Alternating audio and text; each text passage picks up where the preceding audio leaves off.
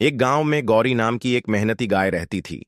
वह हर दिन अपने खेत में मेहनत करके अन्न उगाती थी। सूरज की पहली किरण के साथ वह खेत में जाती, बीज बोती, पानी डालती और फसल को बड़े प्यार से संभालती। कुछ महीनों बाद उसकी मेहनत रंग लाई और खेत में सुनहरी फसल लहलहाने लगी। गौरी बहुत खुश थी कि अब उसके पास खाने के लिए भरपूर अनाज होगा। लेकिन एक दिन कुछ जंगली चूहे खेत में आ गए। वे फसल कुतरने लगे, अनाज इधर उधर बिखेरने लगे और मिट्टी में सुरंगें बना दीं।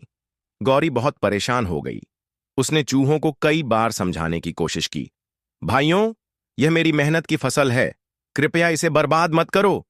लेकिन चूहे उसकी बात सुनने के बजाय और ज्यादा नुकसान करने लगे। गौरी को एक उपाय सूझा।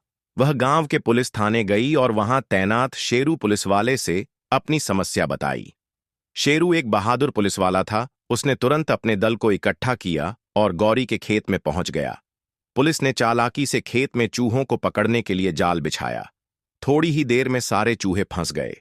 पुलिस ने उन चूहों को जंगल में छोड़ दिया, जहां वे बिना किसी की फसल को नुकसान पहुंचाए रह सकते थे। गौरी ने चैन की सांस ली और धन्यवाद देते हुए बोली, शुक्रिया शेरू भैया, अब मैं अपनी फसल सुरक्षित रख सकती हूं। शेरू मुस्कुराया और बोला, कड़ी मेहनत करने वालों की रक्षा करना हमारा कर्तव्य है।